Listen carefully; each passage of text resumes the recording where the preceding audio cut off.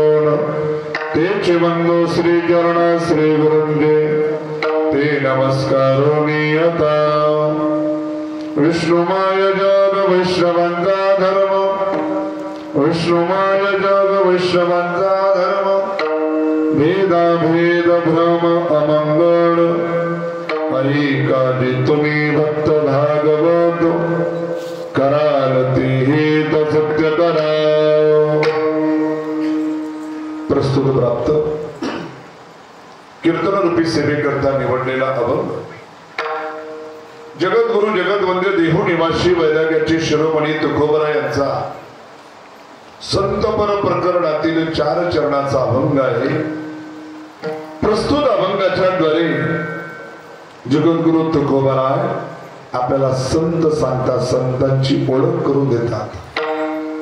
संत कुणाला म्हणावं, वैष्णव कुणाला म्हणावं, साधू कुणाला म्हणावं, संत कुणाला म्हणावं, याचा एक प्रकारे तुकोबरा आपल्याला परिचय करून देतात. विष्णुमय जग वैष्णवांचा धर्म. म्हणजे ज्यांना हे जगत विष्णू रूपाने अनुभवाला येतं, देव रूपाने अनुभवाला येतं, म्हणजे त्यांना वैष्णव म्हणावं, त्यांना साधू म्हणावं. भेदाभेद भ्रम अमंगळ म्हणजे भेद आणि अभेद ज्यांच्या दृष्टीमध्ये भ्रम आहे, अमंगळ आहे, म्हणजे त्यांना साधू म्हणावं, त्यांना वैष्णव म्हणावं. पुढे उपदेश करतात तुकोबरा, ऐका जे तुम्ही भक्त भागवत कराल ते हेत सत्य करा. भगवंताच्या भक्तांनो ऐका आणि मानव याचं खरं हित आहे, ते खरं हित त्या ठिकाणी साधा. परमार्थाची वाटचाल करत असताना काही नियम तुकोबरा सांगतात. कोण्याही जीवाचा न घडो मत्सर, म्हणजे आपल्याकडून कोण्या जीवाचा मत्सर घडू नये, द्वेष निंदा घडू नये. म्हणजे का वर्म सर्वेश्वर पूजनाचे, सर्वेश्वर परमात्म्याच्या पूजनाचं वर्म आहे की कोण्याही जीवाचा मत्सर आपल्याकडून घडू नये. आणि जर घडला काय होतं म्हणजे देवाचा मत्सर केल्याप्रमाणे. जसं शरीर आहे, शरीरामध्ये वेगवेगळ्या प्रकारची अवयव आहेत, कोण्याही अवयवाला होणार सुख किंवा दुःख त्याचा परिणाम जसा जीवावरती होतो, तसं कोण्याही जीवाचा मत्सर केला तर तो देवाचा मत्सर केल्याप्रमाणे. तुका म्हणे एका देहाचे अवयव सुख दुःख जीव भोग पावे. विठाला विठाला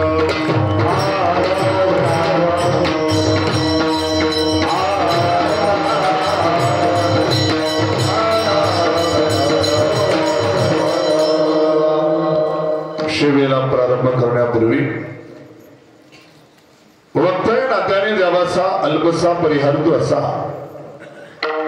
भगवंताच्या असीम कृपेने थोर साधू संतांच्या कृपाशीर्वादाने चालत असणारा हा अखंड हरिनाम सप्ताह तथा श्री राम कथा ज्ञान यज्ञ सोहळा, सप्ताहाचं औचित्य, सप्ताहाचं निमित्त महाराष्ट्रातील थोर साधू थोर संत श्री संत गजानन महाराज यांचा प्रकट दिन आणि भगवान भोलेशंकर महादेवांचं पर्व, पावन पर्व म्हणजे महाशिवरात्री.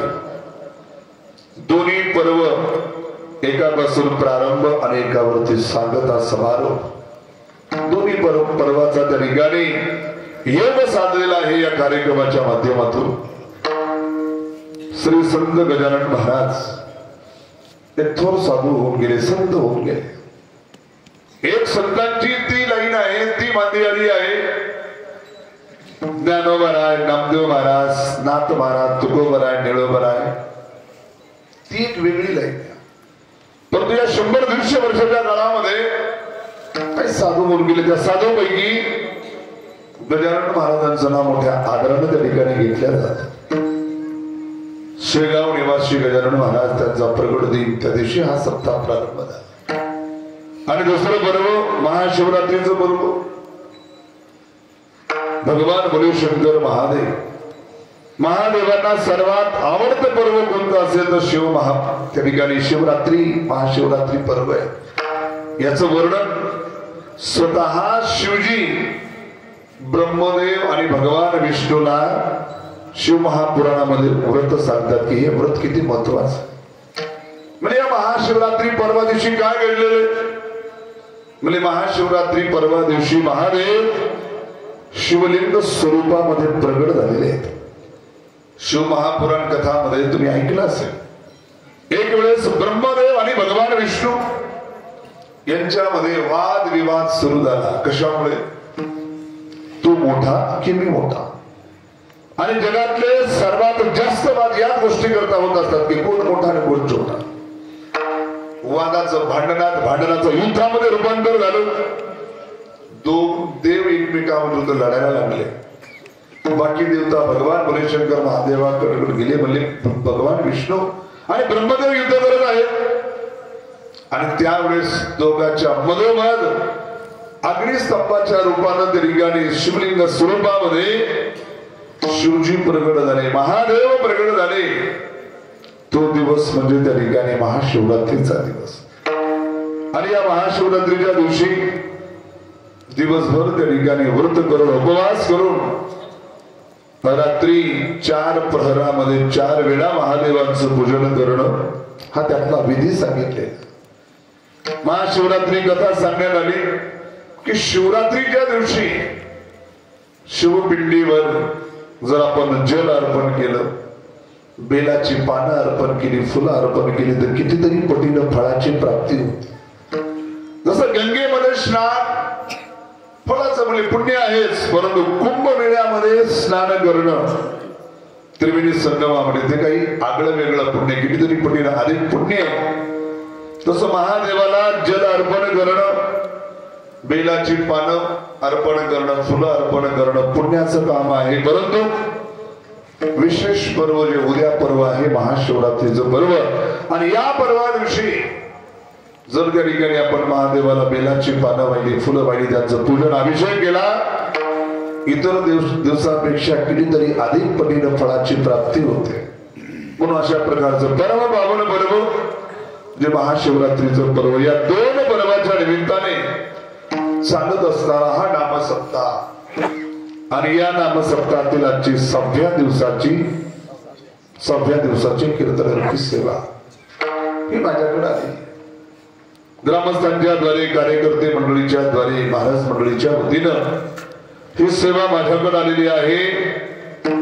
आणि या पारडी खुर्द गावामध्ये येण्याचा प्रथमच त्या ठिकाणी योग आमच्या भागातील थोर साधू, आमच्या परंपरेतील थोर एक महात्मे महामंडलेश्वर स्वामी मनीषानंदपुरीजी महाराजांचं अनेक वेळा या गावामध्ये आगमन झालेलं आहे. शिष्यमंडळ आहे.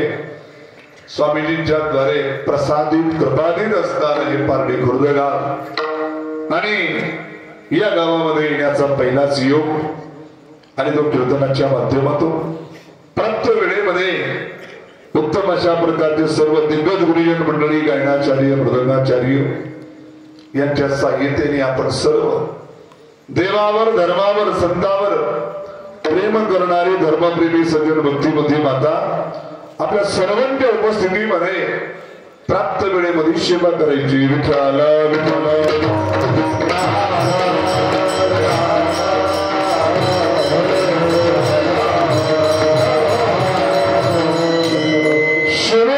आपण अभंग निवडलेला आहे जगद्गुरु तुकोबरायांचा. जगद्गुरु तुकोबराय आपल्याला आपल्या गाथ्याच्या माध्यमातून अनेक विविध प्रकारचे अभंग त्या ठिकाणी लिहितात. काही अभंग म्हणजे देवाच्या नामाचं महत्व सांगितलं, काही अभंगामध्ये म्हणजे उपदेश केला, काही अभंगामध्ये देवाकडे प्रार्थना केली, मागणी मागितली, म्हणजे काही अभंगामध्ये संत सांगितले, त्याला संतपर प्रकरण म्हटले आहे. आणि या संतपर प्रकरणामध्ये तुकोबरायांनी तुम्हा आम्हाला साधू सांगितले, संत सांगितले की संतांची ओळख आपल्याला करून दिली. साधूची, संतांची ओळख म्हणा, परिचय म्हणा, 3 प्रकारानं तुकोबरायांनी आपल्याला करून दिले. एक प्रकार आहे साधूचं, संतांचं चरित्र तुकोबरायांनी आपल्याला सांगितलं. दुसरा साधूचा महिमा आपल्याला सांगितला, आणि तिसरं म्हणजे साधूची, संतांची लक्षण आपल्याला सांगितले. चरित्र, महिमा आणि लक्षण 3 माध्यमाच्या द्वारे संत आपल्या समोर तुकोबरायांनी मांडले. तुकोबरायांनी मांडले बरोबर आहे, परंतु आम्ही साधूचं चरित्र का बरं ऐकून घ्यावं? आमच्या जीवनामध्ये काय भेटणार? माणूस कसा झाला? स्वार्थी झाला. माणसाला जोपर्यंत आपल्याला काहीतरी भेटणार नाही किंवा आपल्याला काहीतरी भेटेल हे जोपर्यंत निश्चित होत नाही, तो कोणत्या गोष्टीमध्ये प्रवृत्त होत नाही. तो काळ गेला, निष्ठेचा काळ. परंतु आजच्या काळामध्ये मला या गोष्टीपासून काय लाभ, मला काय मिळणार, मला काय भेटणार, ही प्रवृत्ती माणसाची वाढली. म्हणजे साधूचं चरित्र आम्ही ऐकावं. या चरित्र ऐकलेलं आम्हाला काय लाभ होणार? म्हणजे चरित्र ऐकलेलं आपल्या जीवनामध्ये फार मोठा लाभ आहे. म्हणजे काय लाभ आहे? म्हणजे आपलं जीवन जगत असताना आपल्या जीवनामध्ये काही प्रसंग येतात. कसे प्रसंग? हानी लाभाचे, मान अपमानाचे, सुख दुःखाचे प्रसंग येतात. कधी कोणी आपल्याला बोललं, वाईट बोललं, शिवीगाळ केली, अपमान केला, काय होतं? आपलं मन प्रसन्न होतं का? दुःखी होतं, मन क्षुब्ध मन होतं. आणि अशा प्रसंगामध्ये जर आपल्या डोळ्यासमोर एखाद्या साधूचं चरित्र असेल तर आपल्या मनाला होणारं दुःख कुठंतरी कमी व्हायला मदत होते. विचार करा, कोणी आपला अपमान केला, शिवगाळ केली, आपल्याला मारहाण केली, काहीतरी शब्द बोलले, आपल्या मन दुःखी होतं, कष्टी होतं. त्यावेळेस आपण जगद्गुरु तुकोबरायांचं चरित्र डोळ्यासमोर आणावं. आपण तुकोबरायांच्या जीवनामध्ये असा प्रसंग घडला तर तुकोबरायांनी काय केलं? ज्यावेळेस तुकोबरायांना मंबाजी बुवांनी काठ्यानं मारहाण केली, खूप मारलं. रात्री कीर्तनाला नेहमीप्रमाणे तुकोबराय उभे लागले. तुकोबरायांनी पाहिलं दररोजचे टाळेकरी दिसतायत, दररोजचे सोदे आहेत, परंतु एक माणूस दिसत नाही त्याचं नाव मंबाजी बुवा. ज्यानं दुपारी मारलं होतं तुकोबराय. तुकोबराय म्हणतात भजनी मंडळात तुम्ही भजन चालू ठेवा, मुले मी आलोच. आणि तुकोबराय मंबाजी बुवाच्या दारामध्ये जातात. चला मंबाजी बुवा कीर्तनाला चला. मंबाजी बुवाने विचार केला, माणूस कोणत्या स्तराचा आहे, याला दिवसा आपण काट्यानं मारहाण केली, एवढा अपमान केला आणि परत मला कीर्तनाला बोलवला. तुकोबरायांचे पुढचे शब्द ज्यावेळेस ऐकले, तुकोबराय म्हणतात, अहो मारून मारून काठी चालून तुमचे हात दुखत असतील, तुमचे हात दाबून देतो, परंतु तुम्ही कीर्तनाला चला. हे शब्द ऐकल्यानंतर त्या मंबाजी बुवांच्या मनाची काय अवस्था झाली असेल. कुठं तुकोबराय एवढी मारहाण होऊन, एवढा अपमान होऊन तुकोबरायांनी कधी मनाला लावून नाही घेतलं. मग आपल्या जीवनामध्ये थोडस दुःख आलं, थोडस कष्ट आलं तर आपण किती मनाला लावून घेतो. त्या तुकोबरायांचं नाव घेतो, तुकोबरायला जगद्गुरु म्हणतो, तुकोबरायला डोक्यावर घेऊन नाचतो आपण. मग त्या तुकोबरायांना लोकांनी नाही सोडलं, तुकोबरायांनी अपमान सहन केला. आपण तर तुकोबरायांच्या पायाची धूळ सुद्धा होण्याच्या लायकीचे नाही. मग आपला थोडासा कोणी थोडासा अपमान केला तर आपण एवढा मनाला का बरं लावून घ्यावं. साधूचं चरित्र डोळ्यासमोर असेल तर आपल्या मनाला कुठंतरी होणारं दुःख कमी व्हायला मदत होते. समजा आपण रस्त्यानं चाललो, चलता चलता एखादा तंबाखू खाणारा, गुटखा खाणारा आणि त्यानं पिचकारी मारली, त्याचे काही थेंब तुमच्या कपड्यावर आले, तुम्ही काय म्हणता, येऊ द्या म्हणता का? की पहिले शब्द, अरे तुझे डोळे गेले का, तुला दिसत नाही का? अहो नाथ महाराजांचं त्यावेळेस डोळ्यासमोर तो चित्र आठवा, चरित्र आठवा. पण नाथ महाराजांच्या अंगावर एकदा नाही, दोनदा नाही, 100 वेळापेक्षा जास्त वेळ. आणि तो कोणाला गुणभक्त होता का? यवन अंगावरी तुमकला प्रसाद देवणी मंत गेला. 108 वेळा तो थुंकला. शेवटी त्याला उपरती झाली, मला महाराज चुकलं बरं का, माफ करा. नाथ महाराज मदत आले, मला दररोज गंगेचं एकदा स्नान करायचं. आज तुझ्यामुळे 108 वेळा स्नान घडलेले, मला जास्त पुण्य प्राप्त झालं तुझ्यामुळं. त्याला प्रसाद देऊन त्याला मुक्त केला. हे नाथ महाराजांचं चरित्र. पण आपल्या जीवनामध्ये सहज कोणाचं काही उडून जर आपल्या कपड्यावरती आलं, आपल्या मनाला होणारं दुःख ते कुठंतरी कमी व्हायला मदत होते. विठ्ठल विठ्ठल.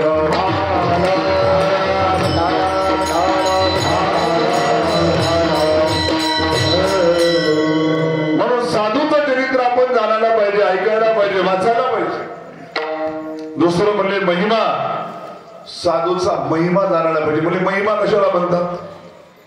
विशेषता, त्यालाच त्या ठिकाणी महिमा म्हणतात. महिमा 2 प्रकारची, एक आहे चमत्काराची महिमा आणि एक आहे ज्ञानाची महिमा. चमत्काराची महिमा कशाला म्हणतात? आपण सर्वजण उपस्थित आहोत इथं, प्रत्येक जण ज्ञानोबरायांना मानतो, असं एकही माणूस इथं नसेल नाही आपलं ज्ञानोबरायचं जमत नाही, आपण ज्ञानोबरायला मानत नाही, असं आहे का कोणी? प्रत्येक जण आपण ज्ञानोबरायला मानणार आहेत. परंतु ज्ञानोबरायांना मानणाऱ्यापैकी 2 वर्ग आहेत. एक असा वर्ग आहे तो म्हणून ज्ञानोबरायला आम्ही मानतो. कशामुळे मानतो? मला ज्ञानोबरायांनी भिंत चालवली म्हणून आम्ही ज्ञानोबरायला मोठे मानतो. ज्ञानोबरायांनी रेड्यामुखी वेद बोलवले म्हणून ज्ञानोबरायला आम्ही मोठं मानतो. एक मला ज्ञानोबरायांनी आपल्या पाठीवरती मांडे भाजले म्हणून ज्ञानोबराय मोठे. म्हणजे चमत्काराला पाहून नमस्कार करणारा एक वर्ग आहे.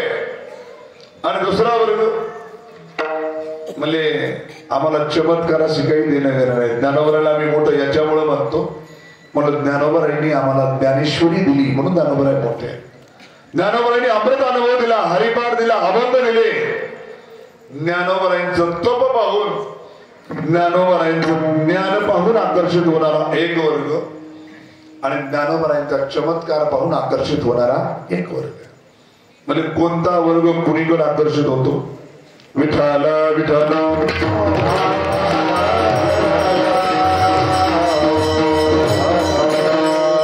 कोणता वर्ग कुणीकडे आकर्षित होतो? म्हणजे ज्याचा परमार्थ वरवरचा परमार्थ आहे ना, तो चमत्काराकडे पाहून नमस्कार करत असतो. वरवरचा परमार्थ म्हणजे ज्याचा परमार्थ मुरलेला नाही, रुजलेला नाही, कामापुरता परमार्थ करणार, काहीतरी देवाकडून पाहिजे म्हणून देवाचं भजन करणारा, वास्तविक देवाचा तो भक्त नसतो. आणि असा भक्त देवाला, देवाचा चमत्कार किंवा संतांचा चमत्कार पाहून संतांना किंवा देवाला नमस्कार करणार आहोत. उदाहरण द्यायचं झालं, आपल्या गावामध्ये शिव मंदिर आहे, महाशिवरात्री पर्व आहे आणि काही वर्षापूर्वीचा प्रसंग आठवा. 5-6 वर्षापूर्वी, 8-10 वर्षापूर्वी त्या शिव मंदिरामध्ये जाणाऱ्याची गर्दी किती होती आणि या 2-3 वर्षामध्ये शिव मंदिरामध्ये जाणाऱ्याची गर्दी किती? या गर्दीमध्ये फरक, ही तफावत का जाणवली? म्हणजे शिवजीकडे अगोदरही लोक जात होते, परंतु आता जास्त गर्दी वाढली. कुणाची गर्दी वाढली? म्हणजे शिवजीचं पूजन केल्यावर काहीतरी भेटतं, काहीतरी लाभ होतो, जीवनातल्या मनोकामना पूर्ण होत्या, ही भावना मनामध्ये जागी झाली आणि स्वार्थापोटी शिवजीच्या मंदिरामध्ये काय वाढली? गर्दी वाढली. चमत्काराला पाहून नमस्कार. अगोदर शिवजी नव्हते का शिवजीचा महिमा अगोदर कमी होता? नाही, शिवजी अगोदरही होते, शिवजीचं मंदिरही अगोदर. काही काही गावामध्ये अशी मंदिरं होती, त्या मंदिराकडे पूजा करायला सुद्धा कोणी जात नव्हतं. आज 2-2 तास महिला मंडळाची पूजा करण्याकरता लाईन लागते. काय असं झालं? काही नाही, म्हणजे महिमा माहीत नव्हता, महिमा माहीत झाला आणि मग प्रवृत्त व्हायला लागले. विठ्ठला विठ्ठला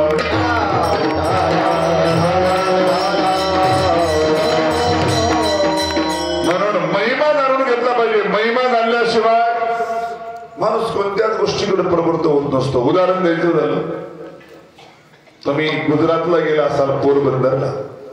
त्या पोरबंदरला महात्मा गांधींचं जन्मस्थान आहे आणि तिथं काचेमध्ये महात्मा गांधींनी वापरलेल्या वस्तू ठेवलेल्या आहेत.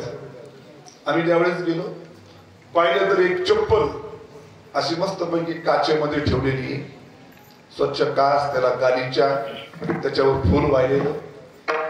एक जणांनी विचारलं, स्वामीजी आपण चप्पलीला घराच्या बाहेर ठेवतो, इथं चप्पल काचामध्ये, तिला गालीच्या खाली अंतरायला, तिच्यावर फुल, काय वेळ आहे? म्हणजे चप्पलेचं महत्व आहे, चप्पल कोणी वापरली हे महत्वाचं.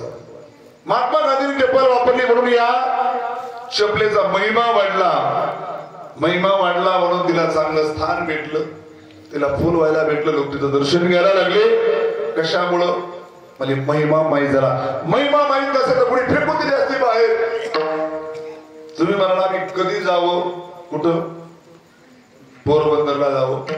आपल्या जवळ जर तुम्हाला असा प्रसंग पाहिजे असेल, तुम्हापैकी बरेच जण शिष्य मंडळी आहेत आमच्या स्वामीजींचे, स्वामी मनीषानंद महाराजांचे.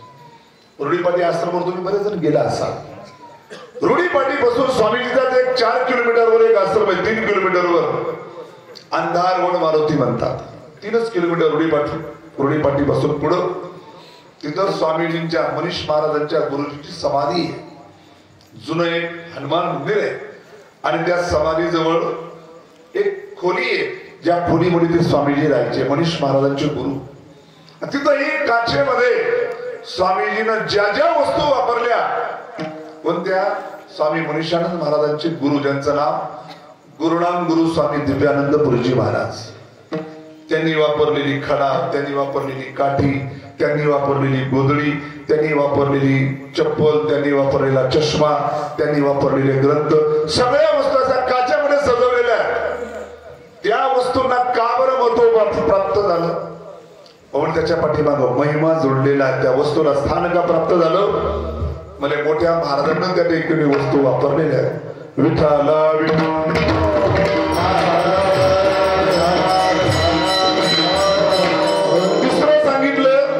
म्हणजे लक्षणाच्या द्वारे संत सांगितले, साधू सांगितले. लक्षण कशाला म्हणावं म्हणले लक्षण दोन प्रकारची. म्हणजे लक्षण कशाला म्हणावं?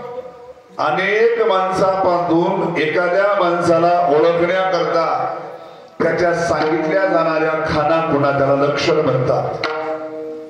लक्षण म्हणतात त्याला. लक्षण दोन प्रकारचे, अंतरंग आणि बहिरंग लक्षण. म्हणजे बहिरंग लक्षण कशाला म्हणावं? आपल्या मनामध्ये काय घुसलेलं असतं? वारकरी संप्रदायातील एखादा साधू म्हणजे कसा असतो? धोतर घातलेलं, गुरुशर्ट घातलेलं, डोक्यावर फेटा किंवा टोपी, गळ्यामध्ये तुळशीच्या माळा, उभा गंध लावलेला, एखादी पताका घेतलेली. आपण म्हणतो कोणीतरी महाराज आहे, कोणीतरी साधू आहे. एखादा संन्यासी परंपरेतील साधू असेल, शरीरावर गेरवा वस्त्र, भगवे वस्त्र धारण केलेले आहे, गळ्यामध्ये रुद्राक्षांच्या माळा, त्रिपुंड धारण केलेले. आपण म्हणतो कोणीतरी संन्यासी बाबा आहे, संन्यासी महात्मा आहे. हा साधूचा परिचय जरूर आहे, परंतु हा परिचय कसा आहे? बाह्य परिचय, हा अंतरंग परिचय नाही. आणि तुकोबरायांनी किंवा संतांनी संतांच्या साधूच्या बाह्य परिचयाला तेवढं महत्व दिलं नाही जेवढं अंतरंग लक्षणाला महत्व दिलं. म्हणजे का बरं? म्हणजे बाह्य लक्षण पाहून जर साधू ठरवण्याचा प्रयत्न केला, धोका होऊ शकतो. धोका म्हणजे कुणाला धोका झाला? म्हणजे माता सीतेला धोका झाला. माता सीतेला वाटलं साधू आला, भिक्षा मागायला गेली, रावणानं उचलून नेलं, धोका झाला. बाह्य वेशभूषा पाहिलं. आणि रामायणातल्या कथा काय, वर्तमान काळामध्ये अशा घटना घडतात. कोणी जर तुमच्या पैकी अमरनाथ यात्रेला गेला असेल, कशा प्रकारचे कडक सुरक्षा बंदोबस्त असतात. त्या शिबिरामध्ये जाण्याकरता सामानाचं चेकिंग होते, त्या माणसाची चेकिंग होते, कारण आतंकवाद्याचा गड आहे म्हणून सुरक्षा त्या ठिकाणी टाईट असते.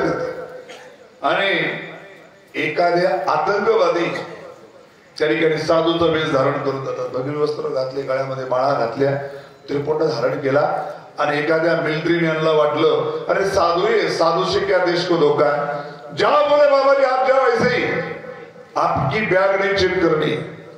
घटना घडलेल्या तशा. बाबानं काय घेऊन गेले बॅग मध्ये? गेले बॉम्ब घेऊन आणि दिलं उडूनच शिबिर. घटना घडलेल्या आहे.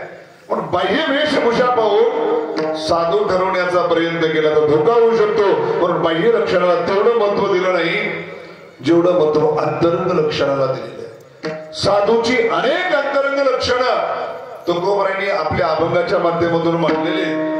त्यापैकी काही लक्षणं अभंगाच्या पहिल्या चरणामध्ये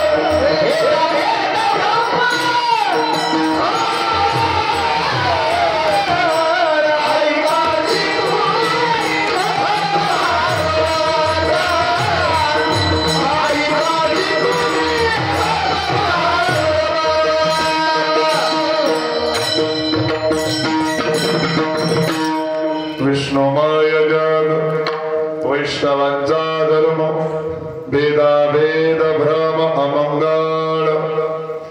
पहिल्या चरणामध्ये तुकोबराय साधूची लक्षणं सांगतात. म्हणजे साधू कुणाला म्हणावं, वैष्णव कुणाला म्हणावं. विष्णुमय जग म्हणजे जगत ज्यांना विष्णू रूपाने अनुभवाला येते त्यांना साधू म्हणावं, त्यांना वैष्णव म्हणावं. म्हणजे तुकोबरायांनी इथं शब्द काय वापरला? वैष्णव शब्द वापरला. विष्णुमय जग वैष्णवांचा धर्म म्हणजे वैष्णव शब्दाचा अर्थ काय होतो?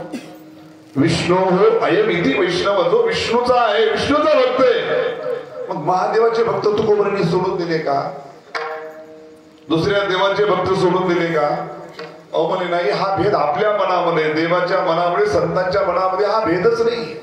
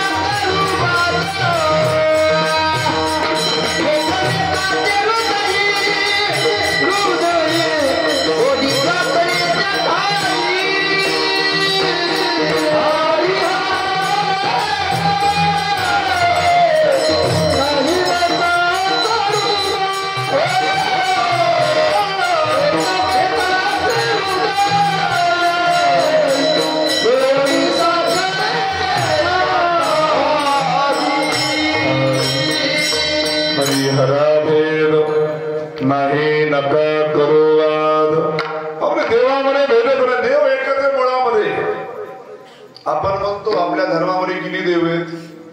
आपल्याला जर कोणी विचारलं, अहो हिंदू धर्मामध्ये, सनातन धर्मामध्ये देव किती? आपण छाती लोकपणे सांगतो बोले आमच्याकडे 33 करोड देवता आहेत. ज्या धर्मामध्ये आपण जन्माला आलेलो त्या धर्माचं सामान्य ज्ञान सुद्धा आपल्याला नसतं. आपण छाती लोक सांगतो की 33 कोटी देवता आहेत. आपल्या धर्माचं सामान्य ज्ञान आपल्याला पाहिजे. 33 कोटी शब्द वापरला. 33 कोटी शब्दाचा अर्थ 33 करोड देवता नाहीये. कोटी शब्दाचे अर्थ दोन होतात. एक अर्थ होतो कोटीचा करोड आणि एक अर्थ होतो प्रकार.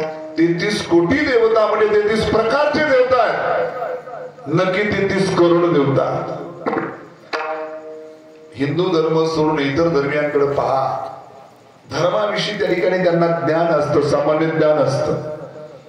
परंतु हिंदू धर्मातील किती लोकांना धर्माचं ज्ञान आहे? आपला देव कोणता, आपले ग्रंथ कोणते, आपले संत कोणते, आपली गीता काय आहे, विष्णू सहस्त्रनाम काय आहे, संप्रदाय काय आहे, आपल्याला काही देणं गेलं नसतं. परंतु इतर हिंदू समाज सोडून इतर धर्मियांकडे जरा पहा. धर्माविषयी त्या ठिकाणी किती कडवट असतात, किती धर्म वेगळे असतात, धर्माचं ज्ञान असतं. तुमच्या घराचं कुठं बांधकाम चालू असेल ना, तुमच्या बांधकामावर जर एखादा मिस्त्री असेल, मिस्त्रीच्या हाताखाली सिमेंट वाळू कालवण्याकरता एखादा मुलगा असेल आणि शुक्रवार जर असला ना, तुमचं सगळं काम सोडून काय करतो ते? नमाज पडायला जातो. कोणालाही विचारा, लहानाचा लहान त्यांचा बालक विचार म्हणजे तुला नमाज पडता येते का? तो तुम्हाला कोरोनाच्या आयता म्हणून दाखवेल. आपल्या किती मुलांना जर विचारलं तुला गीता माहितीये का, तर गीता काय असते, गीता काय असते, विष्णू सहस्त्रनाम काय असतं, भागवत काय, गाथा काय, ज्ञानेश्वरी काय, नाही म्हणजे आपल्याला काहीच माहित नाही. कारण आपण ज्या देशामध्ये राहतो, जो हिंदू बहुलय, परंतु हिंदूचे ग्रंथ या देशामध्ये शाळेमध्ये नाही शिकवता येत. परंतु मुस्लिमांकडे त्यांची स्वतंत्र व्यवस्था आहे, मद्रसा, आणि त्या मद्रसामध्ये धर्माचे बाळकडू त्यांना पाजवतात, धर्म वेळे त्या ठिकाणी होतात. आपल्यामध्ये उलट आहे. माणूस जेवढा शिकला ना, तो पहिलं पाय वर करतो धर्मावरती, पहिलं तो धर्मावर करतो, तेवढं तो धर्माच्या विरुद्ध बोलायला लागतो. मुस्लिमामध्ये तसं नाही. जेवढा शिकला तेवढा तो धर्म वेगळा होतो. म्हणून ज्या धर्मामध्ये आपण आहोत त्या धर्माचं सामान्य ज्ञान आपल्याला असायला हवं. विठ्ठला विठ्ठला.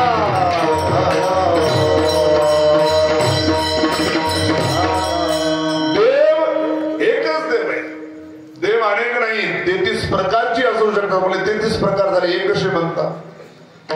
जसं म्हणजे एखादी स्त्री आहे, तिला वेगवेगळी नाव आणि रूप असतात. ती कोणाची पत्नी असते, कोणाची आई असते, कोणाची सून असते, कोणाची सासू असते, कोणाची जाऊबाई असते, कोणाची पत्नी. वेगवेगळ्या नात्याने तिला वेगवेगळी नावं असतात, वेगवेगळे तिचे कर्तव्य असतात. आई म्हणून कर्तव्य वेगळं, सून म्हणून कर्तव्य वेगळं, सासू म्हणून कर्तव्य वेगळं, पत्नी म्हणून कर्तव्य वेगळं. तसं देव एकच आहे. जगाची उत्पत्ती करतो त्याला ब्रह्मदेव म्हणतात, जगाचं पालन करतो त्याला भगवान विष्णू म्हणतात, आणि जगाचा संहार करतो त्याला त्यावेळेस त्याला भगवान ब्रह्मदेव, त्या ठिकाणी शिवजी म्हटल्या जातं, महादेव म्हटल्या जातं. मुळामध्ये देव पाहिला तो एकच आहे, एक हरीला चिंती आम्ही रकमाईचा पती आपुला तो एक देव करुणी घ्यावा एक गोहम बहुश्याम अनेक प्रमाण देता येतील की देव एक आहे आणि तो एक देव असणारा एकच आहे. आपण भेद पाहतो की महादेव वेगळा, भगवान विष्णू वेगळा, राम वेगळा, कृष्ण वेगळा, अनंत रूपे अनंत वेशे देखिले म्या त्यासी देवाचीच अनेक रूपे. म्हणून वैष्णवांची लक्षणं सांगितली म्हणजे सगळ्या साधूंची लक्षणं सांगितली. विठाला विठा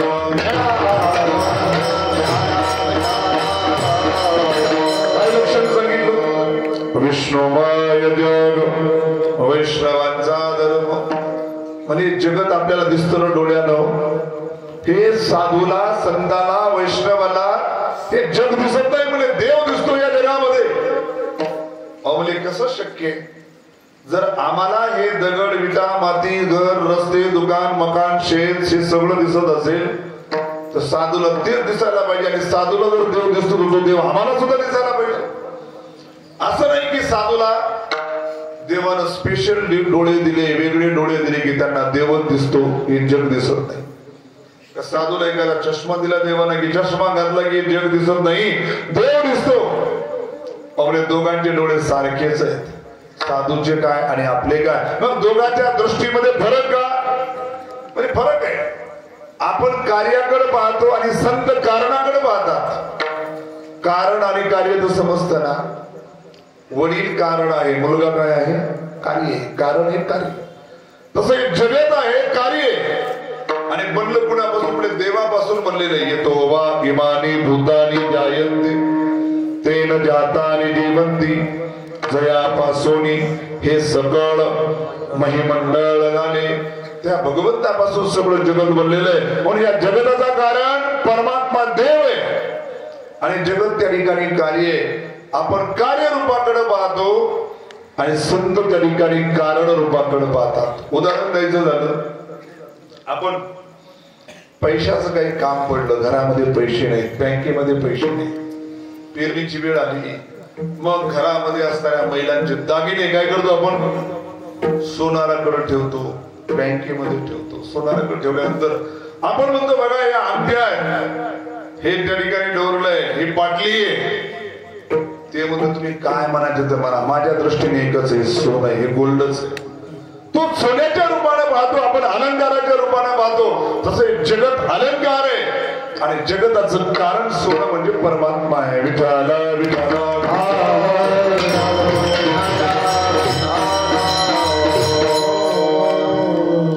पूर्वी साखरेपासून काही वस्तू तयार केल्या जायच्या. वस्तू म्हणल्यापेक्षा जीव प्राणी तयार केले जायचे. घोडा हत्ती वगैरे साचे असायचे आणि साच्यापासून ते बनवले जायचे.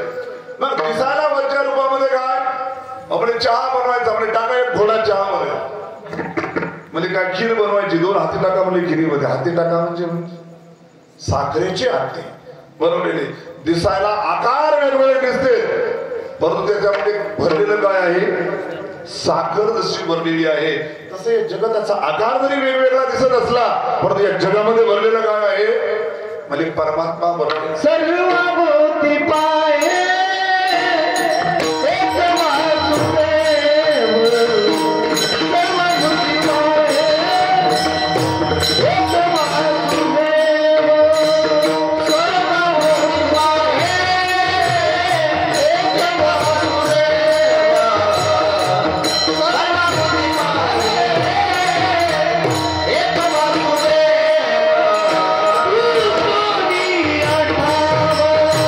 Aha!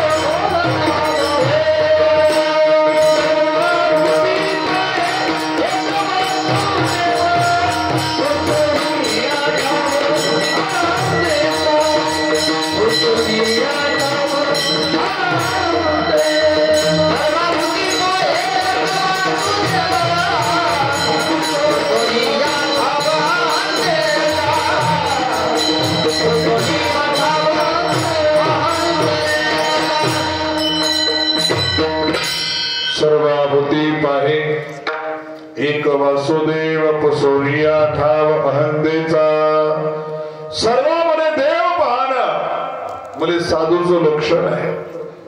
म्हणजे हे जगतच साधूंना देवाच्या रूपाने अनुभवाला येतं. याला आणखी वेदांताच्या दृष्टीने कारण सांगितलं.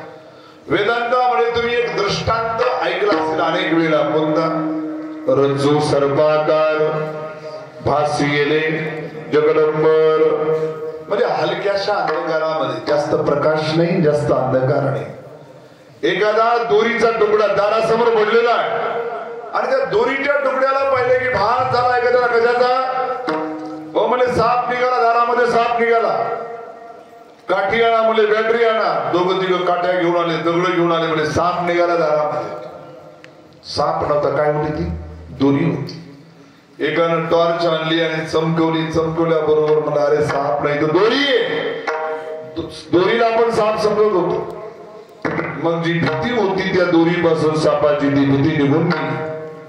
तसं हे संपूर्ण जगत सापासारखं भासमान आहे म्हटलंय. म्हणजे हे जगत कशावर भासायले? म्हणजे परमात्मा रूपी अधिष्ठान सत्ता. जसं दोरीवरती सापाचा भास झाला तसं देवावरती या जगाचा त्या ठिकाणी भास आहे. संपूर्ण जगत भासमान आहे. म्हणजे या जगाला भासमान कसं म्हणावं? भास अनेक प्रकारचे सांगितले. शास्त्रामध्ये 3 प्रकारच्या सत्ता सांगितल्यात. एक प्रातिभासिक सत्ता, एक व्यावहारिक सत्ता आणि एक पारमार्थिक सत्ता. रात्री आपण झोपतो.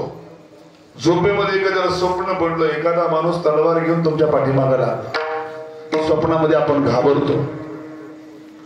स्वप्नामध्ये आपल्याला कोणीतरी सोन्याचं म्हणा, पैशाचं म्हणा, गाठोडं आणून दिलं. स्वप्नामध्ये आनंदही होतो. जागा झाल्यावर कोणी असं म्हणतं का तो माणूस कुठे गेला तलवार घेऊन पाठीमागे लागला होता? ज्ञानदेव माने पाहता पाहिले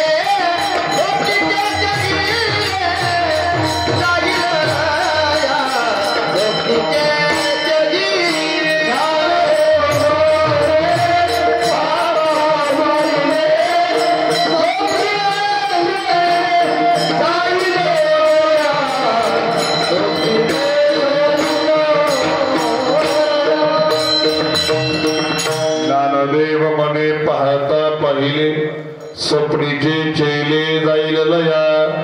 स्वप्नातून जागा झालं की सांगायची गरज नाही पडत. तिथं प्रमाण मानावं लागतं की नाही स्वप्नातलं खोटं असतं. माहिती आहे आपल्याला की स्वप्न खोटं असतं. परंतु कधी कधी स्वप्नातून बाहेर यावं लागतं, जागा व्हावं लागतं. जोपर्यंत स्वप्नामध्ये आहोत स्वप्न खरं वाटतं, स्वप्नातून बाहेर आलं की स्वप्न खोटं वाटायला लागतं. त्या स्वप्न अवस्थेला म्हणतात प्रातिभासिक सत्ता. आणि जागेत आपण सगळे, अजून कोणी झोपलेलं नाही, जागेपणी आपल्याला हे जगत दिसत आहे. याला म्हणावं व्यावहारिक सत्ता. आणि भगवंताची प्राप्ती झाल्यावर जी सत्ता तिला म्हणतात पारमार्थिक सत्ता. म्हणजे हे जगत आपल्याला जे आता डोळ्यानं दिसतंय ना, हे सुद्धा तेवढंच खोट आहे जेवढं स्वप्न खोट आहे. म्हणजे कसं शक्य? स्वप्न जागृती आहे. परंतु जोपर्यंत स्वप्नातून बाहेर आलं नाही तोपर्यंत स्वप्न जसं खरं वाटत होतं, तसं या व्यावहारिक सत्तेतून आपण पारमार्थिक सत्तेवरती गेलो. हे जगत सुद्धा तेवढंच खोटं वाटतं जेवढं स्वप्नामध्ये असताना स्वप्न खोटं वाटतं. विठाला विठाला.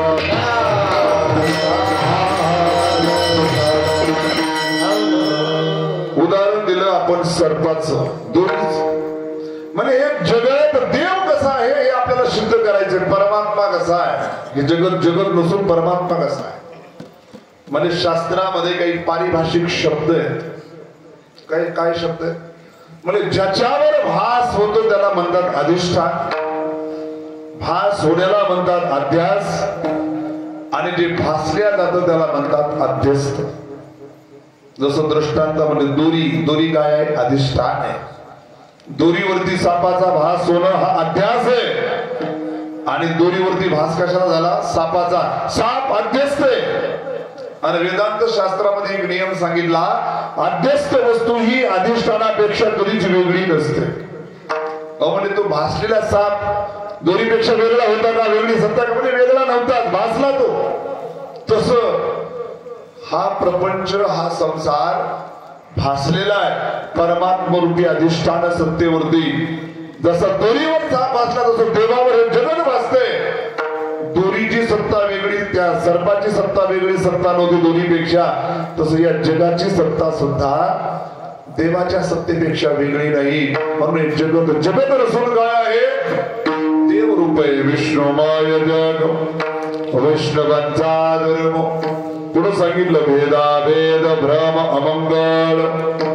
पहिल्या चरणाच्या उत्तरार्धामध्ये तुकोबराय काय म्हणतात, भेदाभेद भ्रम अमंगल 3 शब्द आहेत. भेदाभेद भ्रम आणि अमंगल. म्हणजे भेदाभेद शब्दामध्ये 2 शब्द आहेत, एक भेद आणि एक अभेद. भेद कशाला म्हणावं आणि अभेद कशाला म्हणावं. भेद जर माहिती झाला, तो माणूस वेगळा, त्याचं शरीर वेगळं, माझं शरीर वेगळं. भेद तो त्या घरातला, मी या घरातला. भेद तो त्या गल्लीतला, मी या गल्लीतला. भेद तो त्या गावातला, मी या गावातला. भेद तो त्या पार्टीतला, मी या पार्टीतला. भेद याला म्हणावं भेद. वेगळेपणा म्हणजे भेद. आणि अभेद अहो म्हणजे आम्ही एका घरातले, आम्ही एका गल्लीतले, आम्ही एका गावातले, आम्ही एका देशातले, आम्ही एका राज्यातले. याला म्हणावं अभेद. एकाकार दृष्टी पाहणं त्याला म्हणावं अभेद. भिन्न भिन्न वेगवेगळेपणा पाहणं त्याला म्हणावं भेद. विठाला विठाला आपण भेद म्हणतो. भेद कोणता, तो माणूस वेगळा, तो माणूस वेगळा, तो माणूस वेगळा, तो माणूस वेगळा, हा भेद आहे. परंतु तुकोबराय म्हणतात हा भेद भ्रम आहे. कशामुळे भ्रम आहे, अरे सगळ्यामध्ये म्हणजे देवच भरलेला आहे. तो भिन्न भिन्न कशा प्रकारचा झाला, उपाधीच्या योगानं तो वेगवेगळा वाटतोय. वास्तविक मुळ आपण एकच आहे. आपण जे सर्व आहोत आपल्यामध्ये काय, सर्वागती राम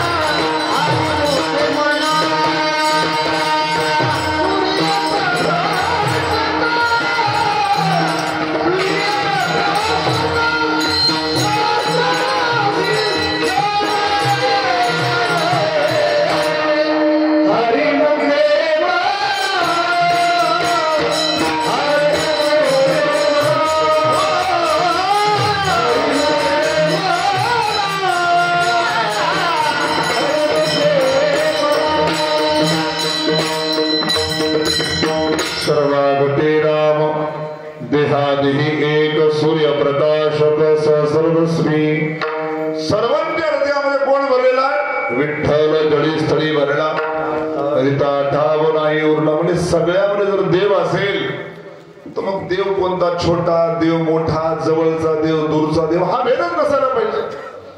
वास्तविक पाहिले तर आपण एका देवाचे संतान आहेत, वेगळेपणा नाही. सगळ्यामध्ये देव भरलेला आहे. दिसायला आपण वेगवेगळे दिसत असतो. उदाहरण द्यायचं झालं, 1000 रांजणं भरून ठेवलेली पाण्यात. दुपारची वेळ आहे, 1000 रांजणामध्ये सूर्याचे 1000 प्रतिबिंब दिसायला लागले. प्रत्येक रांजणामध्ये सूर्य दिसायला लागले. याचा अर्थ 1000 सूर्य झाले का, सूर्य एकच आहे. फक्त रांजणाची उपाधी, पाण्याची उपाधी, म्हणून एका सूर्याचे 1000 सूर्य वाटायला लागले. रांजण फुटला, पाणी वाहून गेलं. कुठे गेला सूर्य, नव्हता असतो. एकच सूर्य होता. तसं देव एकच आहे. तुम्ही आम्ही त्या देवाचे काय आहोत, एक प्रकारचे प्रतिबिंब आहेत. म्हणजे आम्ही कसे प्रतिबिंब, म्हणजे आपण सुद्धा एक प्रकारचा रांजण आहे. तिथं तसा रांजण आहे दृष्टांतामध्ये. आपण सुद्धा, आपलं शरीर सुद्धा एक रांजणच आहे. त्या रांजणामध्ये काय भरलं होतं, पाणी. या रांजणामध्ये काय म्हणजे मन, अंतकरण. अंतकरण रूपी पाण्यामध्ये देवाचं पडलेलं प्रतिबिंब, त्याला म्हणतात जीवात्मा. आणि तो जीवात्मा परमात्म्यापासून वेगळा नाही. म्हणजे जीवात्मा परमात्म्यापासून वेगळा नाही, कसं तो वेगवेगळाच आहे. जीव जीव आहे, देव देव आहे. जीवाची देवाची तुम्ही कुठं बरोबरी करता? देवाचं सामर्थ्य आणि जीवाचं सामर्थ्य पाहिलं तर कोणाचं सामर्थ्य जास्त आहे? देवाचा अवतार कृष्ण अवतार, ज्यांनी आपल्या करंगळीवरती काय धारण केलं? गोवर्धन पर्वत. गोवर्धन पर्वत केवढा होता? ज्याची परिक्रमा करायची झाली, प्रदक्षिणा करायची झाली तर 22 किलोमीटरची प्रदक्षिणा, एवढा मोठा करंगळीवर धारण केला. म्हणजे आपण जीव आपल्या करंगळीवर काय धारण करू शकतो? एखादा साऊंड बॉक्स धारण करू शकतो? नाही. कळशी, घागर, भरलेल्या तांब्या. मग आपलं सामर्थ्य कुठं? देवाचं सामर्थ्य कुठं? आणि तुम्ही म्हणता की देव आणि जीव एक आहे. दिसायलाच आम्हाला फार त्याच्यामध्ये फरक दिसतोय. बरं, ज्ञानाच्या दृष्टीने पाहिलं तर जीव आणि परमात्मा एक आहेत की वेगळे? देवाचं ज्ञान किती? देव सर्वज्ञ सर्वविद आहे. देव सर्वांना जाणतो, सर्व काही जाणतो. आपण किती जाणतो? आपलं ज्ञान किती असतं? आपल्याला प्रत्येक घरातल्या, आपल्या गावातल्या माणसाची तरी ओळख असते का सगळ्यांच्या? जर आपण कुठं गावाला गेलो, विचारलं कोण्या गावचे? म्हणजे पारडीचे. म्हणजे आमच्या तिथं पाहुणे नाही. लक्षात बोला, आमचं गाव फार मोठं आहे असं म्हणजे तिकडच्या गलीला असेल. आपल्या गावाच्या लोकांची आपल्याला यथार्थ ओळख नसते, तर जगाची ओळख किंवा जगाचा परिचय आपल्याला काय असताय? परंतु देवाचं ज्ञान फार मोठं ज्ञान आहे. देवाला सर्वज्ञ सर्वविद म्हटलेले. समजा आपण एखादं ज्ञान घेतलं, एखादा डॉक्टर झाला. डॉक्टर झाला म्हणजे त्याला सर्व जगातलं ज्ञान आलं का? मग जगाचं सोडू द्या, इंजिनिअरिंग क्षेत्र, दुसरं क्षेत्र जाऊ द्या, वैद्यकीय क्षेत्रात तरी रस्त्याला सगळं येतं का? त्याच्याकडे गेलो म्हणजे डोळ्यानं दिसलं झालं, मला दुसऱ्या डॉक्टरकडे जा, मी हाडाचा डॉक्टर आहे. म्हणले आम्ही आमचे दात दुखतात, दात बदलायचे, दात टाकायचे. मला मी दाताचा डॉक्टर नाही, मी कशाचा डॉक्टर आहे? म्हणले डोळ्याचा डॉक्टर आहे, कान नाक घसा तज्ञाचा डॉक्टर आहे. वेगवेगळं क्षेत्र, आपलं ज्ञान अपुरं आहे. म्हणून माणसानं ज्ञान प्राप्त झाल्यावर कधी अहंकार करू नये की मी फार मोठा ज्ञानी आहे. ज्या ज्या वेळेस आपल्याला कशाचा अभिमान झाला ना, आपण देवाची आठवण करावी. देव केवढा आणि आपण केवढे. किती आपण किती शिकलेले असू दे, किती चांगल्या प्रकारचं ज्ञान असू द्या, देवाच्या समोर आपण झिरो झिरो. पण कधी आपण अहंकार धारण करू नये. आम्ही काशीमध्ये ज्या गुरुजीकडे शिकायचो, न्यायशास्त्र, 6 शास्त्रापैकी एक शास्त्र आहे न्यायशास्त्र. आणि त्याचे भारताचे नंबर 1 चे विद्वान, ज्यांचं नाव होतं डॉक्टर वशिष्ठ त्रिपाठीजी. डॉक्टर म्हणजे काही इंजेक्शन देणारे डॉक्टर नव्हते. PhD डिलीट केल्यानंतर सुद्धा डॉक्टर एक उपाधी प्राप्त होते आणि ग्रस्त होते ते. पण त्यांच्याकडे माझ्यासारखे अनेक ब्रह्मचारी संन्यासी शिकायला असायचे आणि डोळे बंद करून शिकवायचे. एवढं त्यांना ज्ञान होतं, त्यांना पुस्तकात पाहायची गरज नव्हती. कधी कधी आम्ही म्हणायचो, गुरुजी आपको न्याय शास्त्र का सब कुछ ज्ञान है, न्याय शास्त्र का कुछ आता नहीं होगा, ऐसे होगा ही नहीं, आपको सब कुछ आता होगा. त्या गुरुजी मध्ये एवढी विनम्रता होती. विनम्रता शिकावी मोठ्या माणसाकडून, कशी विनम्रता असावी. ते गुरुजी म्हणायचे, अरे ब्रह्मचारी, हमारे जीवन में न्याय शास्त्र का उतना ही ज्ञान है. समुद्र है, समुद्र का पानी है, उसमें से एक अंजलि भर के पानी उठाया, उतना पानी, जितना ज्ञान है उतना ज्ञान मेरे पास है, उससे ज्यादा ज्ञान नहीं. म्हणजे समुद्राच्या पाण्यातून एक वंजळभर पाणी उचलावं तेवढं ज्ञान माझं आहे. कोण म्हणतंय? ज्याला केंद्र सरकारनं पद्मश्री पुरस्कार दिला न्यायशास्त्रातल्या ज्ञानाबद्दल, एवढा मोठा विद्वान. आपलं थोडस ज्ञान आपण कॉलर वर कडून चालतो, माझ्यासारखा गावात नाही, माझ्यासारखा तालुक्यात नाही. म्हणून माणसानं अभिमान कधी करू नये. विठाला विठाला.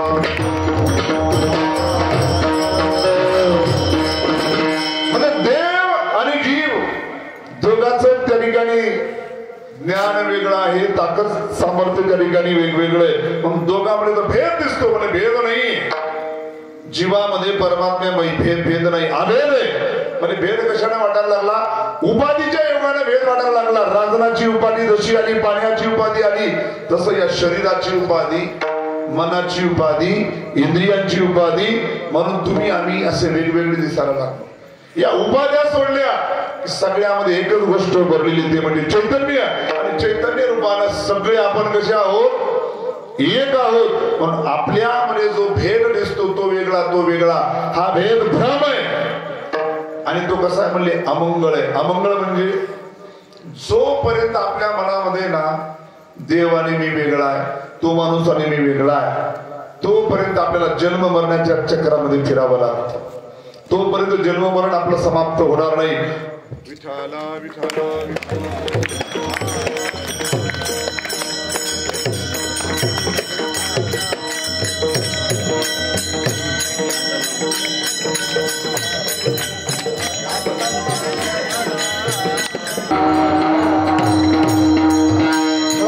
म्हणजे दिसायला त्या ठिकाणी भेद दिसत असेल, परंतु तो भेद नाही, तो अभेद आहे. परंतु तुकोबारांनी दुसरा एक शब्द वापरला, म्हणजे अभेद सुद्धा भ्रम आहे, अमंगळ आहे. म्हणजे तुम्ही आताच म्हणले की सगळ्यामध्ये अभेद भेद पाहू नये, सगळ्यामध्ये सारखेपणा पाहावा, सगळ्यामध्ये देव पाहावा. इथं काय म्हणतात, अभेद सुद्धा भ्रम आहे आणि अमंगळ आहे. म्हणजे अभेद कसा भ्रम आहे, अमंगळ आहे. म्हणजे सगळ्यामध्ये देव पाहणं याला म्हणावं अभेद. परंतु सगळ्यासोबत आपण देव म्हणून व्यवहार करू शकतो का? नाही. व्यवहाराच्या ठिकाणी, दृष्टीच्या ठिकाणी सगळ्यामध्ये देव पाहणं, देवाचा विचार करणं सोपं आहे, परंतु देव म्हणून आपण व्यवहार करू शकत नाही. कशा प्रकारे? म्हणजे सगळ्यामध्ये देव सारखा आहे ना, मग काय करा म्हणले, एखाद्या सापाला विंचवाला मांडीवरती घेऊन बसा, जमतं का? देव सगळ्यामध्ये सारखा आहे. माणसामध्ये, पशुमध्ये, पक्ष्यामध्ये, प्राण्यामध्ये, जीव कीट पतंग सगळ्यामध्ये देव सारखा आहे. तर मग एखाद्या सापाला विंचवाला मांडीवर घेऊन बसायला जमतं का?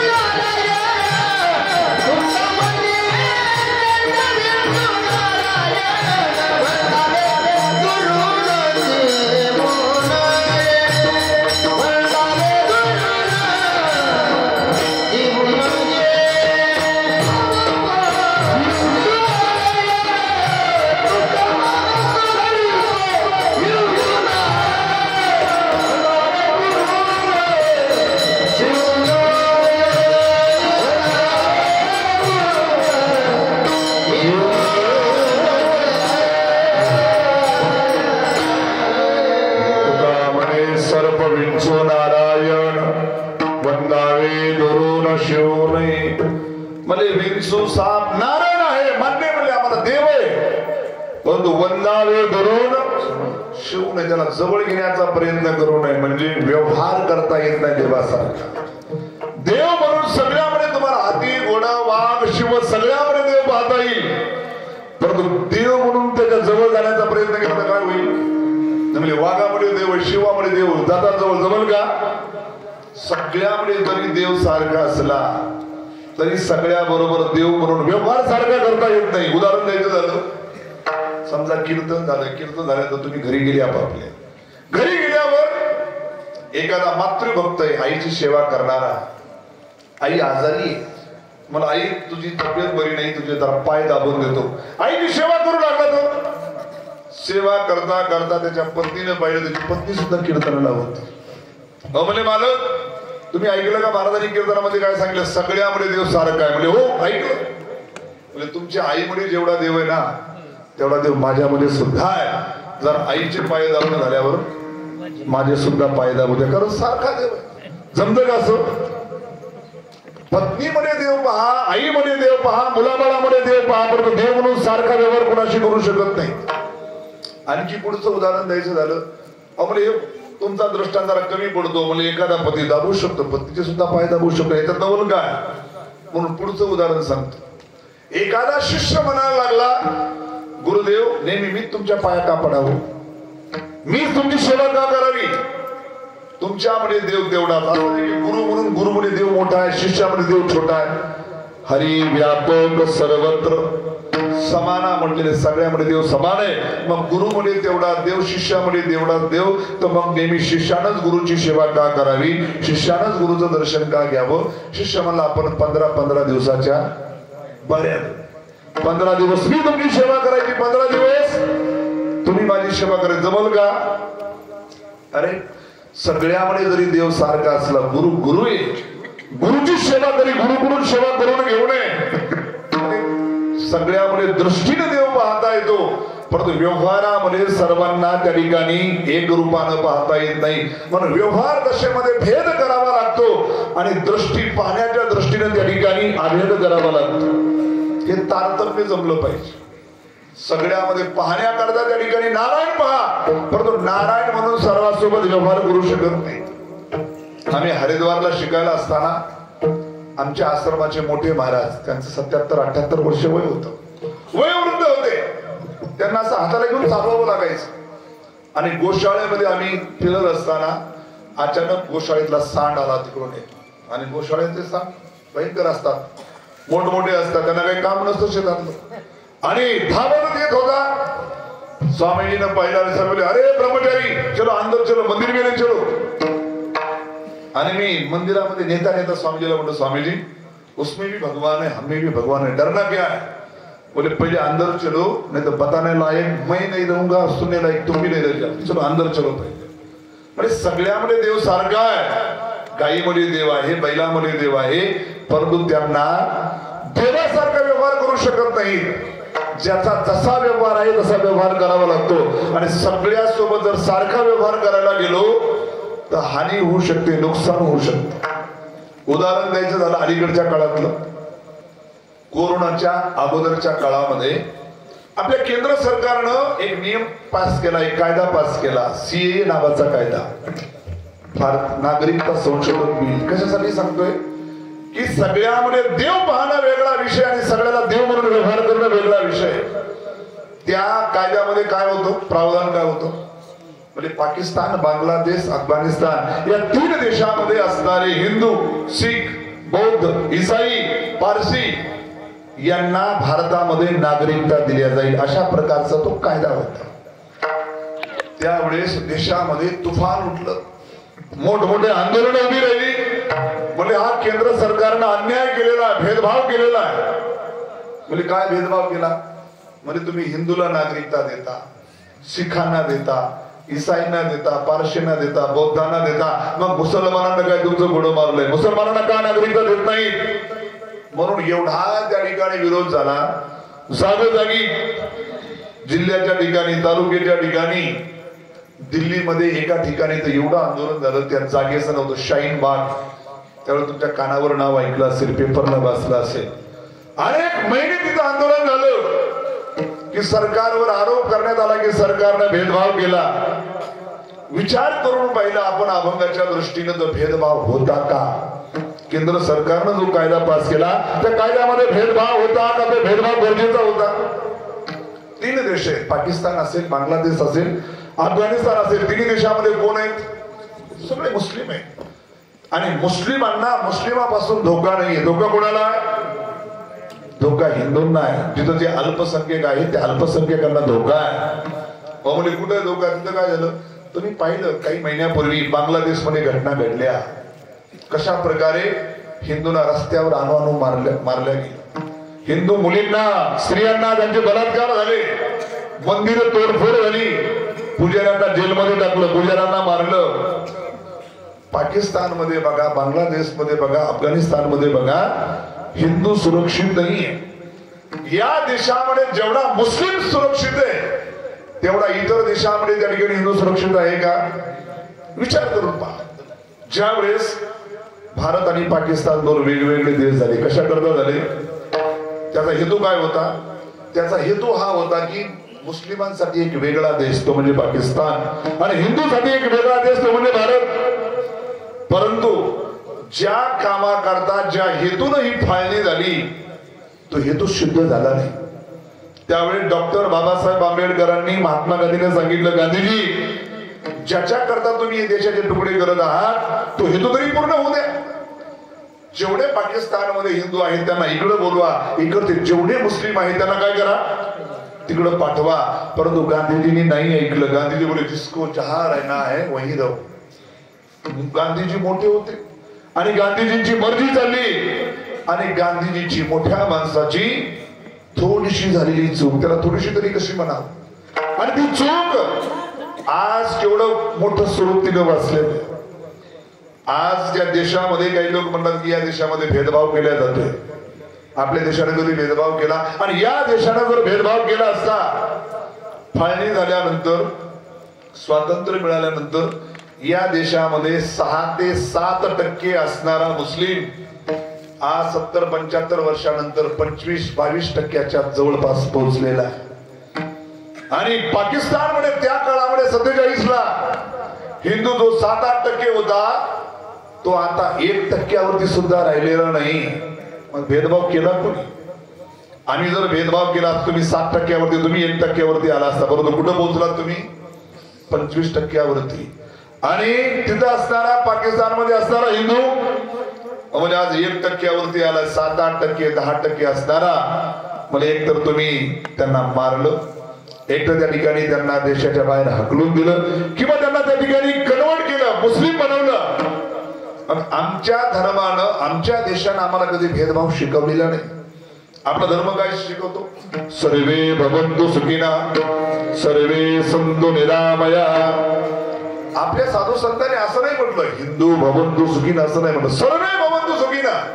तुम्ही कोण्या जातीतले कोण्या धर्मातले असो, सर्वांचं हित व्हावं, सर्वांचं कल्याण व्हावं. ज्ञानोबरायांनी पसायदानामध्ये असं नाही मागितलं आता भारतात्मके देवे, नाही म्हटलं आता विश्वात्मके, विश्वाचं कल्याण व्हावं ही आपल्या धर्माची शिकवण आहे.